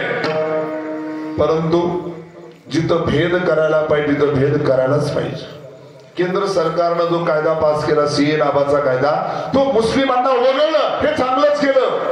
तिथं भेदभाव करणं गरजेचंच होतं. म्हणजे का? म्हणजे आम्ही जगात जेवढे मनुष्य आहेत त्या सगळ्या मनुष्यामध्ये देव पाहतो, नारायण पाहतो. आमच्या दृष्टीमध्ये हेच आहे की जेवढे देहधारी आहे, देहधारी काय? आम्ही दगडामध्ये मातीमध्ये सुद्धा काय पाहतो? देव पाहतो. आमची शिकवण ही आहे. आम्ही देशाला सुद्धा काय म्हणतो? मातृभूमी म्हणतो, वंदे मातरम म्हणतो. तुम्ही तर वंदे मातरम सुद्धा बोलायला तयार नाहीत. आमची शिकवण वेगळी आहे. म्हणून जगामध्ये जेवढे काही मनुष्य आहेत सगळ्या मनुष्यामध्ये, जीवामध्ये आम्हाला आमच्या संतांनी, शास्त्रांनी देव मानायला शिकवलेलं आहे. म्हणून जगातले सगळे जीव त्या ठिकाणी नारायण आहेत. परंतु सगळे नारायण जवळ घेण्याच्या लायकीचे नाहीत. जसं सगळ्यामध्ये देव आहे परंतु सापाला विंचवाला जवळ घ्यायला जमतं का? नाही. तसं पाकिस्तान, बांगलादेश, अफगाणिस्तान या देशामध्ये सुद्धा नारायण आहेत. परंतु नारायण कसे आहेत? सापासारखे नारायण आहेत, विंचवासारखे नारायण, जवळ घेण्याच्या लायकीचे नाही. एवढ्या देशाच्या सीमा कडकोट बंदोबस्तामध्ये असताना सुद्धा कधी या शहरामध्ये बॉम्बस्फोट, कधी त्या शहरामध्ये बॉम्बस्फोट. आणि तुम्हाला जर इथं नागरिकता देण्यात आली त्या देशातल्या मुस्लिमांना, मग या गल्लीमध्ये बॉम्बस्फोट होत्या, त्या गल्लीमध्ये बॉम्बस्फोट, या बॉम्बस्फोटची त्या ठिकाणी कोण घेणार जिम्मेदारी? कोण घेणार? पण केंद्र सरकारनं जो निर्णय घेतला सीए कायद्यामध्ये, मुस्लिम सोडून बाकी धर्मियांना नागरिकता, हा भेदभाव दिसतो. परंतु भेदभाव कसा आहे तो करणं गरजेचंच आहे. सगळ्यामध्ये देव मानणं वेगळा विषय आहे, परंतु सगळ्याला देव म्हणून जसा व्यवहार होऊ शकत नाही तसं सगळ्यामध्ये नारायण मानणं वेगळा विषय आहे. परंतु सगळ्या नारायणांना देशात जागा जर दिली तर इथल्या नागरिकांनी जायचं कुठं? समुद्रामध्ये उड्या मारायच्या? अहो 20 ते 25% आहेत. भाषा वापरतात काय? 15 मिनिट के लिए पोलीस हटा दो. आणि ज्यावेळेस ते 50% येतील, 60% येतील, त्यावेळेस आपलं काय होणार आहे? हा विचार केल्यानंतर कधी कधी भीती वाटते. काळ कशा प्रकारे बदलत चाललेला आहे विचार करा. आपले आई वडील किंवा आपले आजोबा, त्यांची मुलाबाळांची गणना कशी होती? विचार करा. तुम्हाला चुलते किती, तुम्हाला आत्या किती? आपण सांगतो की 4 चुलते, 5 चुलते, 6 आत्या. परंतु आता 1 भाऊ 1 बहीण, 1 भाऊ 1 बहीण, नाही म्हणजे एकच मुलगा. ही जी रफ्तार आपली कमी झालेली, डाऊन झालेली, त्यांची आहे का तशी? माणूस एका माणसाला 4 बायका, एका बायकापासून 8-8, 10-10 मुलं. मग त्यांची रफ्तार कोणत्या वेगाने जाते, आपली रफ्तार किती मंद गतीने चालते. आणि असं जर चालत राहिलं की लोकसंख्येचं गणित बिघडल्याशिवाय राहणार नाही. आज बहुसंख्यक असणारा हिंदू या देशामध्ये अल्पसंख्यक झाल्याशिवाय राहणार नाही. आणि ज्या दिवशी अल्पसंख्यक होण्याची गरज नाही, आपल्या बरोबरीने येऊ द्या, नाही आपल्या मानेवर पाय दिला तर सांगा, बरोबर येण्याची गरज आहे. आणि तो समाज धर्म वेगळा आहे.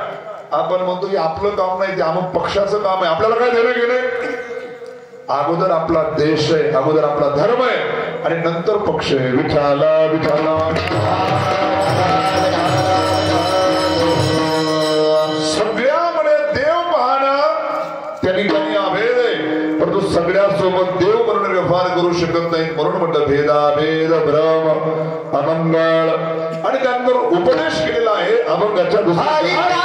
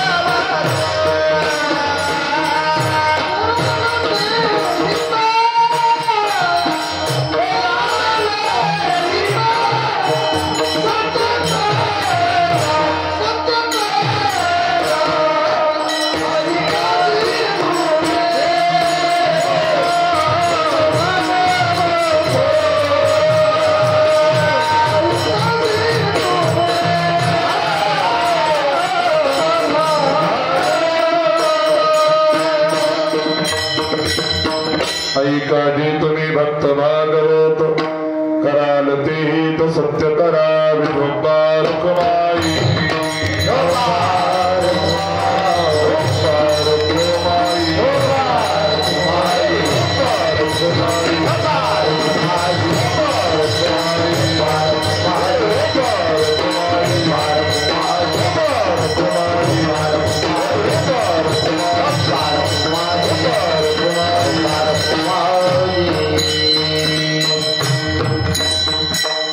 विष्णुमय जग वैष्णवांचा धर्म भेदाभेद भ्रम अमंगळ. ऐकादी तुम्ही भक्त भागवत कराल तेही तो सत्य करा. हे भगवंताच्या भक्तांनो ऐका. ऐकून काय करा म्हणजे कराल तेही तो सत्य करा. सत्य हित करा. म्हणजे सत्य हित कशाला म्हणावं? म्हणजे आम्ही हित समजतो कशाला?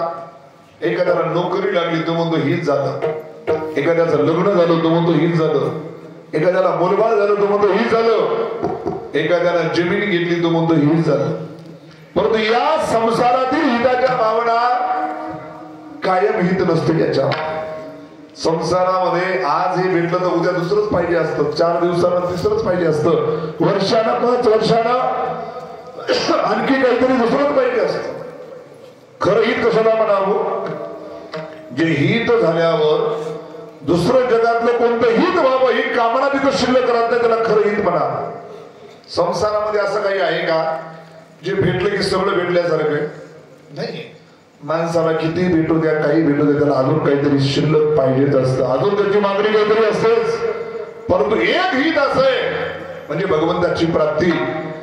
एकदा का भगवंताची प्राप्ती झाली पुन्हा काही भेटावं, पुन्हा काही प्राप्त करावं कामना शिल्लक राहत नाही. म्हणून खरं हित म्हणावं देवाच्या प्राप्तीला. संसाराचे हित बदलत राहतात. कशा प्रकारे बदलत राहतात विचार करा. एखाद्याला नोकरी, घरदार, जमीन सगळे, एकच खंत म्हणजे काय म्हणजे मुलगा नाही, मुलबाळ नाही, काही मुलबाळ झालं ना म्हणजे हित झालं म्हणजे आमच्या जीवनाचं कल्याण झालं म्हणजे देवाच्या कृपेनं मुलगा झाला. कशासाठी सांगतोय? काळाच्या ओघामध्ये हिताच्या भावना कशा बदलत जातात. मला एक मुलगा झाला, आता चांगल्या शाळेमध्ये याला ऍडमिशन भेटलं पाहिजे, म्हणजे ही तर कल्याण आहे.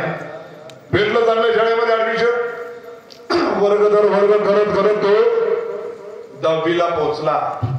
म्हणजे 10वीला चांगले मार्क्स पडले पाहिजे, मुलगा डॉक्टर बनवायचंय. लातूरला चांगल्या कॉलेजला याचा नंबर लागला पाहिजे, म्हणजे कल्याण होईल, हित होईल. चांगले मार्क्स पडले, 12वीला चांगल्या कॉलेजला ऍडमिशन भेटलं, 11वी 12वी चांगल्या मार्क्सनं पास झाली. नीट परीक्षेमध्ये चांगले मार्क्स पडले, म्हणजे झालं का कल्याण? नाही म्हणजे आमच्या मुलाला MBBS बनवायचं, डॉक्टरचा नंबर लागला म्हणजे MBBS व्हायला, डॉक्टर बनायला मुलगा. आपले चला तीर्थयात्रेला चलत जा. नाही म्हणजे जरा खर्च आहे, आमचे डॉक्टर साहेब बनतायत. त्या डॉक्टर साहेबांची डिग्री कंप्लीट झाली ना, मग म्हणजे आपण परमार्थ करायला मोकळे.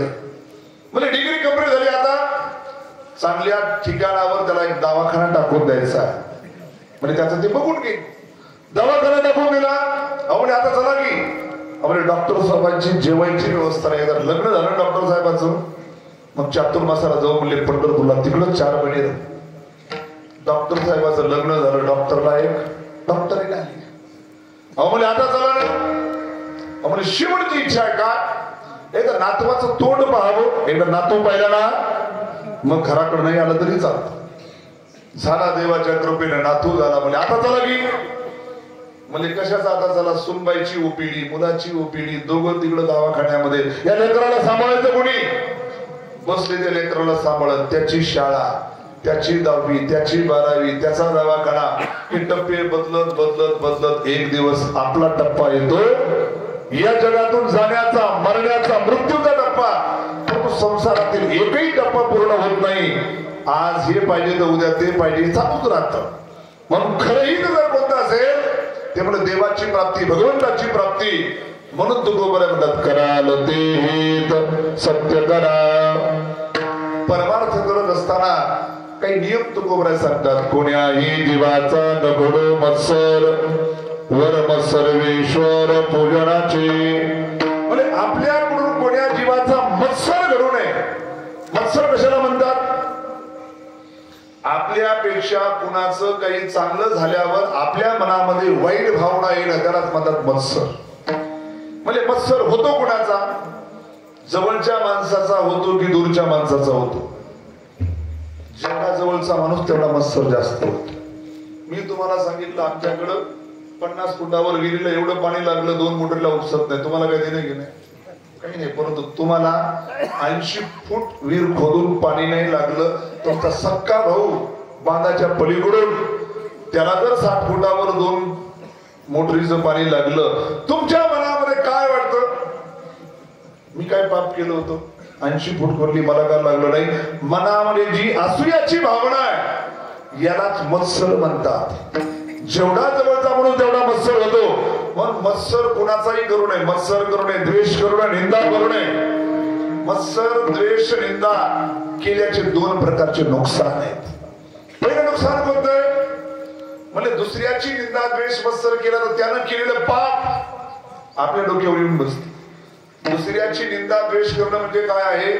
दुसऱ्यानं कपडे घाण करायचे, त्याचे कपडे आपण धुवून द्यायचे. व्यवहारामध्ये आपण असं करतो का? व्यवहारामध्ये आपण असं करत नाही. दुसऱ्याचे कपडे कधी धुवून देत नाही. परंतु आपण हे करतो. 4 चौघ जर बसले ना, कीर्तन झाल्यावर गप्पा निघायला लागल्या, तो असा, तो असा, तो तसा, तो असा. काकड्यामध्ये कधी पत्ता लागत नाही, एवढ्या गप्पा रंगतात. कशामध्ये? तिथं काही चर्चा होती का? कीर्तनामध्ये काय सांगितलं? तिथं काही चर्चा होते का? रामायणामध्ये काय सांगितलं? तिथं त्या रामरावचं असं, त्याचं तसं, त्याचं तसं. दुसऱ्याच्या निंदा नामस्त्या करण्यामध्ये किती वेळ जातो. आणि निंदा, द्वेष, मत्सर कसं आहे, हे फार दिसायला गोड वाटतं.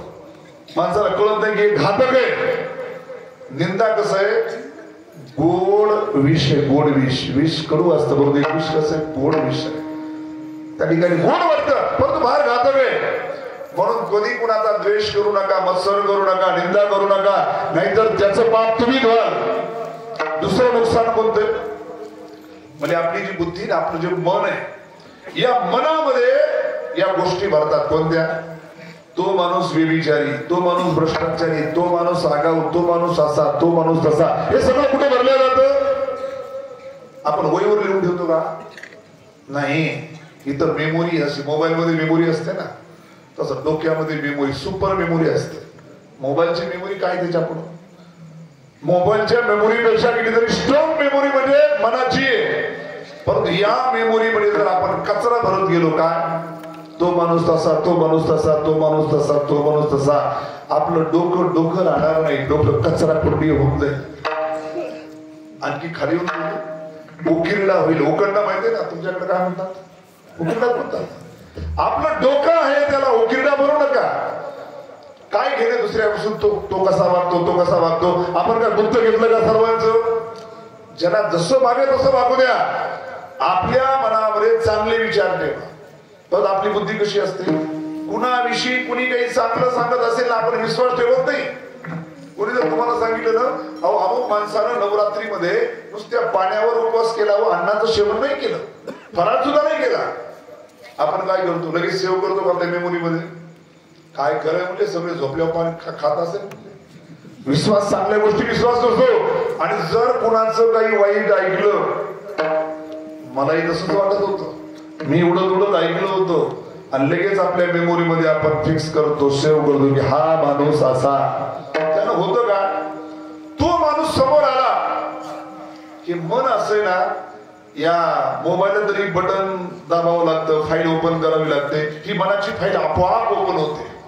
माणूस समोर आला की लगेच ती फाईल ओपन होते. हा माणूस भ्रष्टाचारी आहे, हा माणूस व्यभिचारी आहे, हा माणूस असा आहे. दुसऱ्याला पाहून आपल्या मनामध्ये वाईट विचार येत असतील, असे विचार आपण ठेवायचे कशाला? म्हणून कुणाविषयी जर काही मनामध्ये ठेवायचं असेल, चांगलं ठेवा.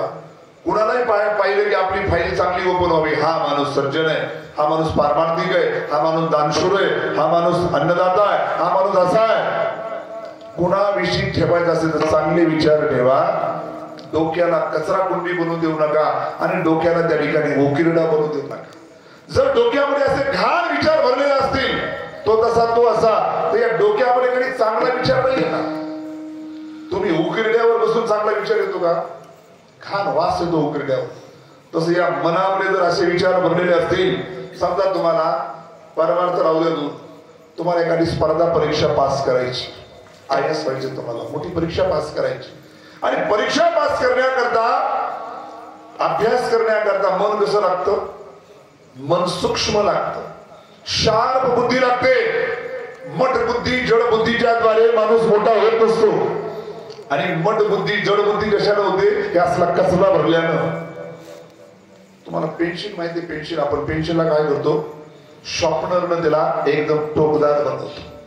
जेवढी टोकदार पेन्सिल असेल ना, तेवढं त्याला व्यवस्थित लिहिता येतं. आणि ती पेन्सिल जर मुंडलेली असेल, मोठी झालेली असेल, व्यवस्थित नाही लिहिता येत. तसं आपल्या बुद्धीचं टोक त्या ठिकाणी शार्प पाहिजे. शार्प बुद्धीच्या द्वारे चांगला अभ्यास होतो. आणि जर का आपली बुद्धी मोडून घेतली आपण कशानं? दुसऱ्याचा द्वेष, दुसऱ्याची निंदा, दुसऱ्याचा मत्सर केल्यानं, तर बुद्धी मुंडलेली, मग त्याच्याद्वारे चांगला ना संसार होतो. परमार्थ फार दूरची गोष्ट आहे. म्हणून आपल्या मनामध्ये कुणाविषयी वाईट विचार ठेवून काही उपयोग नाही. त्याचाही उपयोग, त्यालाही उपयोग आहे, आपल्याला उपयोग नाही, उलट आपलं नुकसान आहे. मेमोरी आपली, समजा तुमचा मोबाईल आहे आणि तुम्हाला सवय, काही लोकांना सवय, कुठं गेले की फोटो काढायचे, कुठं गेले की फोटो काढायचे. ज्या कार्यक्रमाशी, ज्या माणसाची आपला तिला मात्र समज, तिथं फोटो कशाला काढायचे, व्हिडिओ कशाला काढायचे, कुठंही फोटो काढायचे.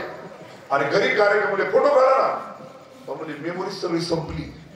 अरे दुसऱ्याचा कचरा भरण्यापेक्षा तुझ्या घरातल्या कार्यक्रमाला तुला मेमोरी राहत नसेल, तसं दुसऱ्याची निंदा नालस्ती, दुसऱ्याच्या द्वेष मत्सर भरण्यापेक्षा चांगले विचार भरा. चांगले विचाराच्या द्वारे चांगला अभ्यास होऊ शकतो, चांगला संसार होऊ शकतो, चांगला परमार्थ होऊ शकतो.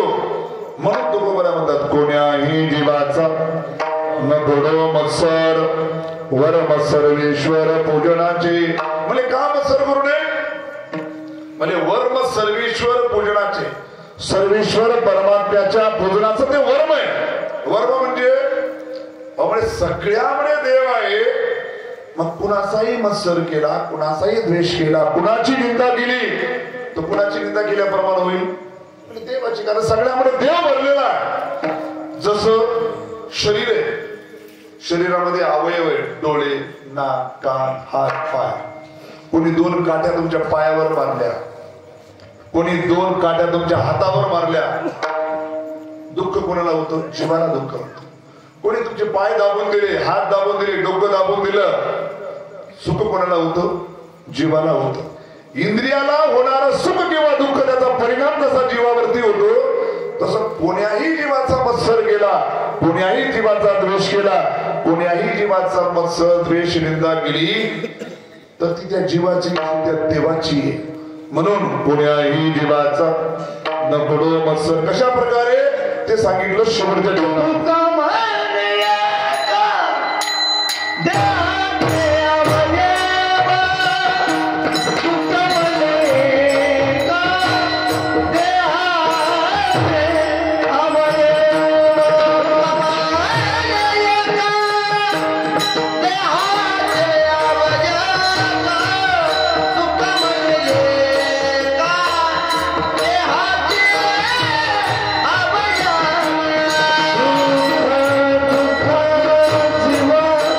Oh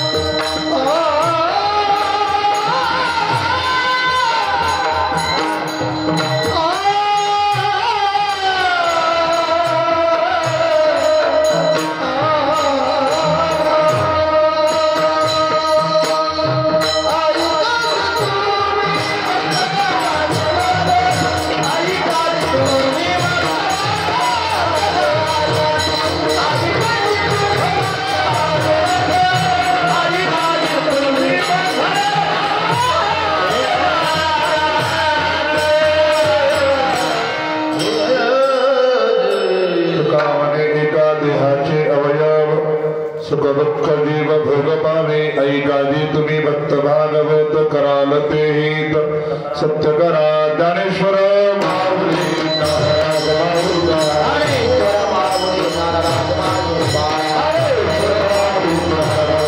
ज्ञानेश्वर माऊली नाराज माऊला ज्ञानेश्वर माऊली नाराज माऊला ज्ञानेश्वर माऊली नाराज माऊला